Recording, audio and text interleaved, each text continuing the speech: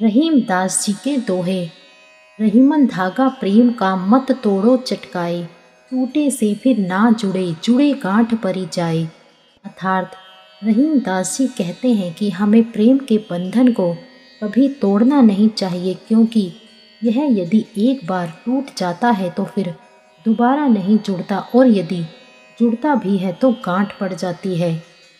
रहीमन देखी बढ़ेन को लघु न दीजिए डारी, जहाँ काम आवे सुई कहा करे तरवारी।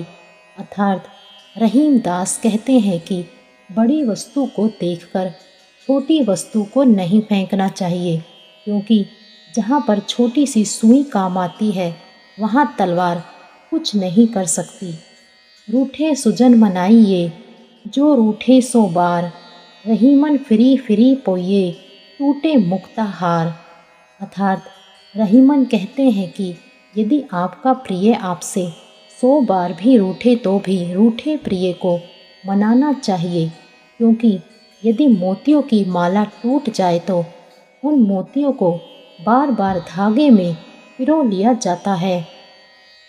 जो बड़ेन को लघु कहे नहीं रहीम घट जाही, गिरधर मुरलीधर कहीं कुछ दुख मानत नाही। अर्थात रहीम कहते हैं कि बड़े को छोटा कहने से बड़े का बड़प्पन नहीं घटता, क्योंकि कृष्ण को मुरलीधर कहने से उनकी महिमा कम नहीं होती।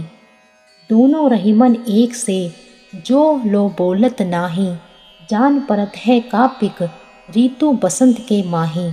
अर्थात कौवा और कोयल रंग में एक समान होते हैं। जब तक ये बोलते नहीं तब तक इनकी पहचान नहीं हो पाती, लेकिन जब वसंत ऋतु आती है तो कोयल की मधुर आवाज़ से दोनों का अंतर स्पष्ट हो जाता है। रहीमन अंसुवा नयन ढरी, जिस दुख प्रगट करई, जाही निकारो गेह ते कस ना भेद कहीं दई। अर्थात रहीम कहते हैं कि आंसू नैनों से बहकर मन का दुख प्रकट कर देते हैं।